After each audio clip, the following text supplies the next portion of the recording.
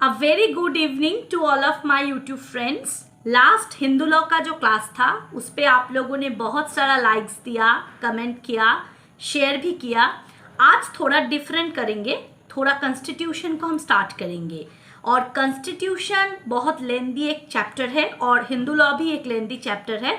तो कॉन्स्टिट्यूशन और हिंदू लॉ ये दोनों को हम कंबाइन करके पढ़ेंगे। 2 क्लास हिंदू लॉ का हो गया, अब 2 कॉन्स्टिट्यूशन का क्लास होगा, उसके बाद हिंदू लॉ कंटिन्यू होगा, ऐसे इक्विवेलेंट करके होगा। तो चलिए आज का क्लास हम स्टार्ट करते हैं प्रियम्बल के साथ और थोड़ा इंट्रोडक्शन ऑफ कॉन्स्टिट्यूशन के साथ। तो चलिए स्टार्ट करते हैं। We, the people of India, having solemnly resolved to constitute India into a sovereign, socialist, secular, democratic republic and to secure to all its citizens justice, social, economic and political, liberty of thought, expression, belief, faith and worship, equality of status and of opportunity, and to promote among them all fraternity, assuring the dignity of the individual and the unity and integrity of the nation. In our Constituent Assembly, this 26th day of November 1949, do hereby adopt, enact and give to ourselves this Constitution.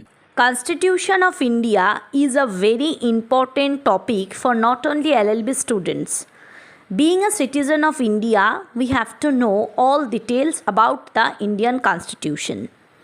क्योंकि एक constitution जब तैयार हुआ तो उसका background क्या था, क्यों एक कॉन्स्टिट्यूशन तैयार हुआ, कौन एक कॉन्स्टिट्यूशन को तैयार कर सकते हैं, ये सब हम इस क्लास पे पढ़ेंगे point wise.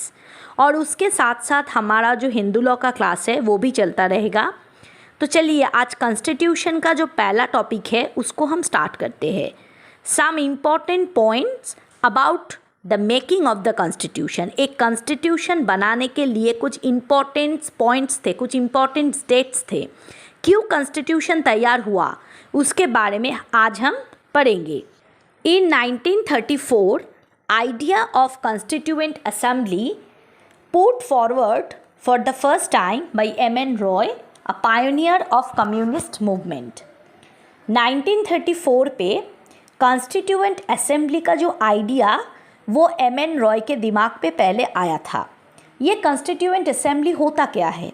A group of elected representatives with the power to make or change a country's constitution. किसी भी देश का संविधान बनाने के लिए एक ग्रुप ऑफ इलेक्टेड रिप्रेजेंटेटिव्स की ज़रूरत होती है, जिसके पास पावर होता है पर्टिकुलर एक कॉन्स्टिट्यूशन बनाने का या उसका कुछ अमेंडमेंट्स, कुछ एक्ट्स, किसी भी चेंज या करना है उसके लिए उसके हाथ पे ये पावर होता है।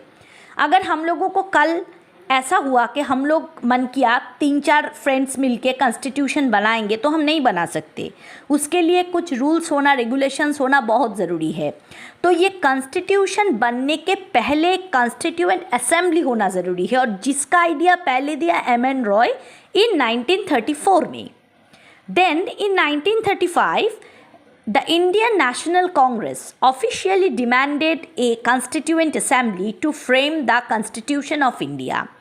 M.N. रॉय के बाद उसका जो आइडिया है उसको एक्सेप्ट करके इंडियन नेशनल कांग्रेस भी एक कॉन्स्टिट्यूएंट असेंबली का डिमांड किया ऑफिशियली, जिसके लिए एक कॉन्स्टिट्यूशन बनाया जाएगा, जिसके ऊपर बेस करके कॉन्स्टिट्यूशन बनाया जाएगा। उसके बाद in 1938 Jawaharlal Nehru on behalf of the Indian National Congress declared that constitution of the free India must be framed. Jawaharlal Nehru ji ने 1938 पे डिमांड किया और बोला और डिक्लेयर किया कि किसी भी देश के लिए, किसी भी फ्री इंडिया, किसी भी देश के लिए कॉन्स्टिट्यूशन होना बहुत ही ज़रूरी है, क्योंकि विदाउट कॉन्स्टिट्यूशन एक देश का जो रूल्स है, रेगुलेशंस है, वो नहीं चल सकता। Then in 1940 August offer the demand to make the constitution for free India finally accepted. उसके बाद 1940 में ये जो कॉन्स्टिट्यूशन का जो प्रपोज़ल चल रहा था इतने टाइम तक, उसका फाइनली एक्सेप्टेंस हुआ ऑगस्ट ऑफर पे। ये ऑगस्ट ऑफर क्या था? The August offer was an offer made by viceroy Linlithgow in 1940। August offer के टाइम पे वाइसरॉय था लॉर्ड लिनलिथगो। उसने क्या किया? Promising the expansion of the executive council of the viceroy of India to include more Indians, the establishment of an advisory war council, giving full weight to minority opinion, and the recognition of Indians' right to frame their own constitution। अगर हम one word पे बोले तो constitution का ये जो processing 1934 से चल रहा था उसका फाइनल एक्सेप्टेंस हुआ इस ऑगस्ट ऑफर में इन 1940। In 1942, Sir Stafford Cripps came to India with a draft proposal of the British government on the framing of an independent constitution to be adopted after the World War II। अब पहले हमको जानना है sir Stafford Cripps कौन था। Sir Stafford Cripps was a member और of war cabinet. Sir Stafford Cripps war cabinet का एक मेंबर थे। वॉज डिस्पैच टू इंडिया, जो इंडिया पे आए थे to discuss the British government's draft declaration on the constitution of India with representative Indian leaders for all parties. Constituent assembly का जो power था एक कॉन्स्टिट्यूशन बनाने का, वहाँ पर जो लीडर्स थे उसके साथ डिस्कशन के लिए ये स्टैफोर्ड क्रिप्स साहब आए थे 1942 में इंडिया में। In 1946, the Constituent Assembly was constituted in November under the scheme formulated by the Cabinet Mission Plan। ये कैबिनेट मिशन प्लान क्या था? पहले हमको इस टॉपिक को क्लियर करना है कि what was cabinet mission plan.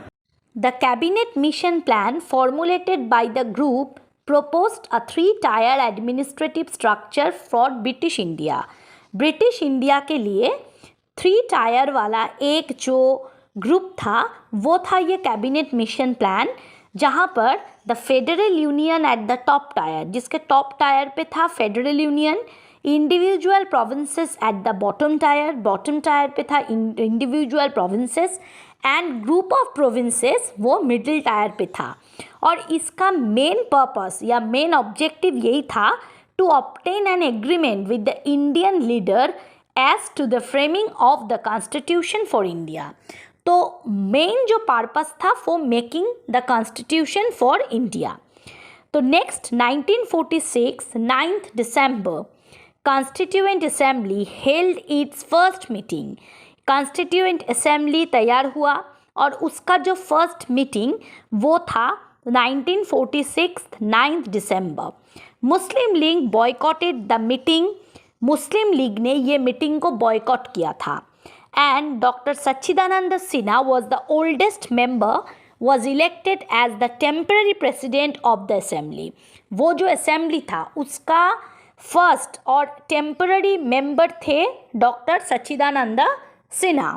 लेकिन बाद में doctor Rajendra Prasad was elected as the president of the assembly.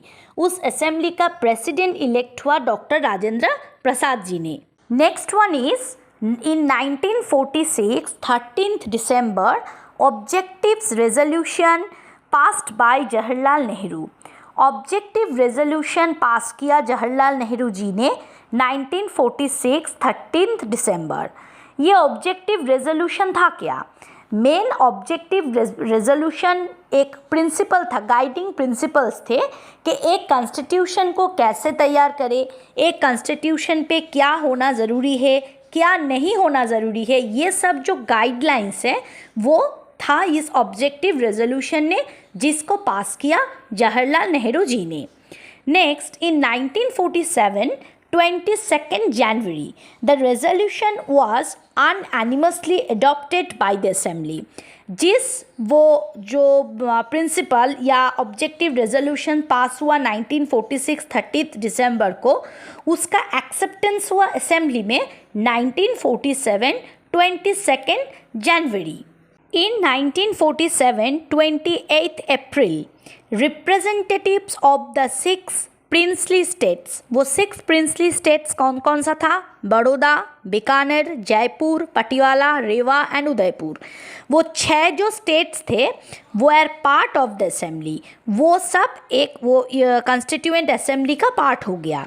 In 1947 3 June Mountbatten plan. What was Mountbatten Plan? Lord Mountbatten was India's last viceroy. Proposed a plan was accepted for the partition of the country.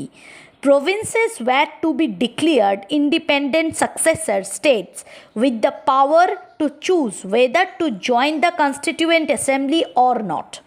पहले ये Mountbatten plan क्या था इसके बारे में हमको details में एक बार पढ़ लेना चाहिए, क्योंकि ये जो पॉइंट हम पढ़ रहे हैं वो सब एक दूसरे के साथ को रिलेटेड है। एक पॉइंट को अगर क्लियर नहीं करेंगे हम तो दूसरे पॉइंट को समझ नहीं पाएंगे। तो पहले थोड़ा जान लेते हैं ये माउंटबेटन प्लान क्या था। Mountbatten was that time Indians last viceroy। जब ये माउंटबेटन प्लान आया था तो इंडिया का लास्ट वाइसरॉय थे लॉर्ड माउंटबेटन। और ये जो माउंटबेटन प्लान था वो उसका मेन फीचर्स यही था, their own legislative assemblies will talk about how Punjab and Bengal will be split up and which constituent assembly individuals will join। Punjab और बंगाल ये दोनों दो स्टेट्स कैसे स्प्लिट होंगे और दूसरा वाला जो स्टेट्स है इंडिविजुअल स्टेट्स है वो कैसे इस कॉन्स्टिट्यूएंट असेंबली के साथ ऐड होगा। Next point is in 1947 29 August drafting committee was set up. This is most important point and most important topic to make a constitution. तो ड्राफ्टिंग कमिटी सेट हुआ 29 अगस्त 1947 में। लेकिन ये ड्राफ्टिंग कमेटी था क्या, इस ड्राफ्टिंग कमेटी का मेन फंडा क्या था, तो ये थोड़ा हमको पढ़ लेना है। The main purpose of the drafting committee was to make और to prepare a draft of the constitution of India. Indian constitution का ड्राफ्ट कैसे बनाया जाएगा इसका जो आइडिया और इसका जो प्रिपरेशन वो ही ड्राफ्टिंग कमेटी पे हुआ था। जिस ड्राफ्टिंग कमेटी का चेयरमैन थे डॉक्टर BR अम्बेडकर जी, और उसके साथ और भी कुछ लोग इस कमेटी पे थे जैसे KM मुंशी जी, मोहम्मद सैदुल्ला, आलादी कृष्णस्वामी आयर, गोपालास्वामी आयर, N माधवराव, ये सब मिलके ड्राफ्टिंग कमेटी तैयार हुआ। In 1947, 22nd July, this is also a very important date because इस डेट पे adopted the national flag। National flag का अडॉप्शन हुआ था और ये नेशनल फ्लैग के ऊपर भी एक डिटेल्स वीडियो हम बनाएंगे, क्योंकि being a citizen of India हमको नेशनल फ्लैग के बारे में पूरा जानकारी रखना बहुत ज़रूरी है। उसका कुछ रूल्स है, कुछ रेगुलेशंस है, सब कुछ हम इस वीडियो में करेंगे। Next 1949 26 November constitution adopted by constituent assembly. Ultimately constituent assembly constitution को अडॉप्ट किया 1949 26 नवंबर पे, जहाँ पर एक प्रियम्बल 395 आर्टिकल्स एंड 8 शेड्यूल ये मिलके एक कॉन्स्टिट्यूशन बनाया था। जब लेकिन अब ये जो आर्टिकल्स है वो बहुत सारा अमेंडमेंट्स हुआ है और अब जाके 470 आर्टिकल्स यहाँ पर है। इस सब हम पूरा पढ़ेंगे डिटेल्स में, अमेंडमेंट के साथ सब कुछ कवर करेंगे। Next is 1950 24 January adoption the national anthem. This is also very important. National anthem का अडॉप्शन हुआ। In 1950 also to 24 January adopted the national flag, national song, same date। 1950 24 January Dr. Rajendra Prasad as the first president of India। तो 1950 24 जनवरी को national anthem adoption, national song adoption और Rajendra Prasad ji first India का president बने। Also in 1950 24 January constituent assembly held is final session. Constituent assembly का final session हुआ। In 1950, 26 January, Constitution came into force. Constitution आया और Constitution लागू हुआ 1950, 26 जनवरी को। तो ये जो सब ईयर्स हम पढ़ रहे हैं ये बहुत इम्पोर्टेंस है और सब ईयर एक दूसरे के साथ बहुत कनेक्शन रखता है, तो इसीलिए बहुत डिटेल में हमको कॉन्स्टिट्यूशन को जानना है, पढ़ना है। इन द कॉन्स्टिट्यूएंट असेंबली, जहाँ पर drafting committee was a main important committee और उसके साथ और भी दो कमिटी थे, एक था मेजर कमिटी और दो था माइनर कमिटी। लेकिन उन तीनों में ड्राफ्टिंग कमिटी का जो रोल था वो बहुत इम्पॉर्टेंट था, जिसके बारे में हम लोग ऑलरेडी पढ़ चुके हैं। उसके बाद आते हैं some important facts of our constitution. Constituent assembly का जो सिंबल वो अडॉप्शन किया गया था एलिफेंट से। Elephant was adopted as the symbol of the constituent assembly.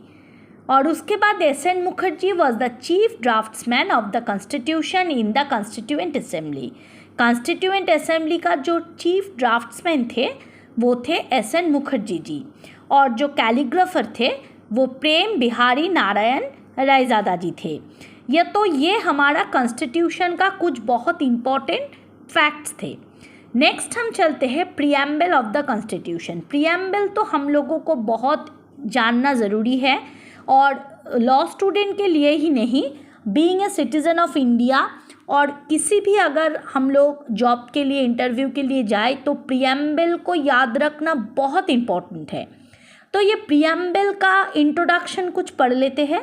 ये प्रीएम्बल आया कहाँ से, इसका सोर्स क्या था? American constitution. American constitution was the main source of the preamble of the constitution, और उसको प्रीएम्बल को ड्राफ्ट किया था पंडित जवाहरलाल नेहरू जी ने।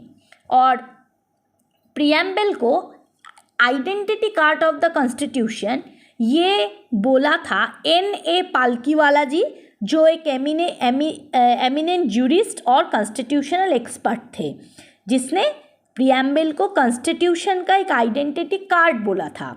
क्योंकि एक आइडेंटिटी कार्ड किसी का आइडेंटिटी होता है, तो ये प्रीएम्बल भी कॉन्स्टिट्यूशन का एक आइडेंटिटी था।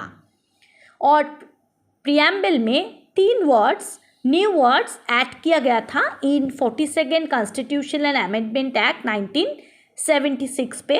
वो 3 वर्ड्स थे, socialist, secular and integrity.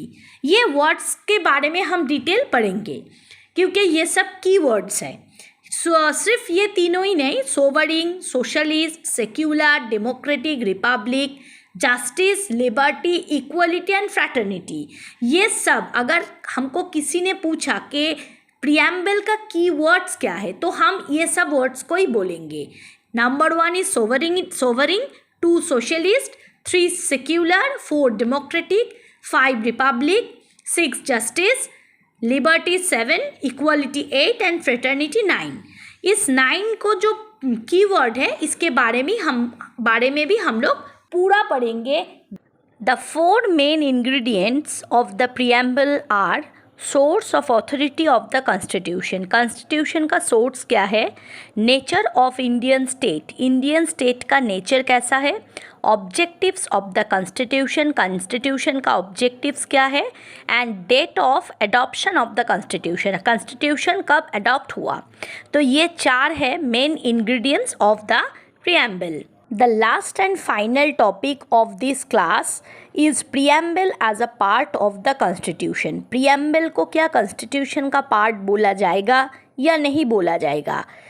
3 vital case law इस टॉपिक पे हमको मिलता है। एक है Berubari union case 1960, Kesavananda Bharati case 1973 and LIC of India case 1995। ये तीनों केस के ऊपर बेस करके ये प्रूव हुआ था कि प्रीएम्बल को हम कॉन्स्टिट्यूशन का पार्ट बोलेंगे या नहीं बोलेंगे। नेक्स्ट क्लास पे हम लोग इस केस का डिटेल में पढ़ाई करेंगे और हम प्रियम्बल को कॉन्स्टिट्यूशन का पार्ट बोलेंगे, क्योंकि प्रियम्बल को identity card of the constitution तो एन के पालकी वाला पहले ही बोल दिया था, लेकिन ये जो डिटेल केस लॉ के साथ हम प्रियम्बल को कॉन्स्टिट्यूशन का पार्ट बोलेंगे या नहीं बोलेंगे, क्यों बोलेंगे, ये सब हम नेक्स्ट क्लास पे ये सब डिस्कशन होगा। आज का कॉन्स्टिट्यूशन का क्लास यही तक ही था। नेक्स्ट क्लास पे हम फिर से कॉन्स्टिट्यूशन ही पढ़ेंगे और उसके साथ हिंदू लॉ का क्लास जैसा चल रहा है वैसा ही चलेगा। 2 सब्जेक्ट या 3 सब्जेक्ट हम कंबाइन करके पढ़ेंगे, क्योंकि एक सब्जेक्ट के क्लास अगर कंटिन्यूअसली आता रहा तो वह बोर फील हो सकता है। इसीलिए मैं कोशिश करूँगी 2-3 क्लास का जो सब्जेक्ट है उस सीक्वेंस पे हम चले तो 2-3 सब्जेक्ट भी धीरे धीरे कवर होता जाएगा और इंटरेस्ट भी हम लोगों का रहेगा। तो तब तक आप लोग मेरे चैनल को लाइक कीजिए, शेयर कीजिए और सब्सक्राइब कीजिए और मुझे बहुत इंस्पिरेशन दीजिए, क्योंकि आप लोगों का कमेंट्स मुझे बहुत इंस्पिरेशन दे रहा है। तब तक के लिए bye bye, good night and have a very nice evening.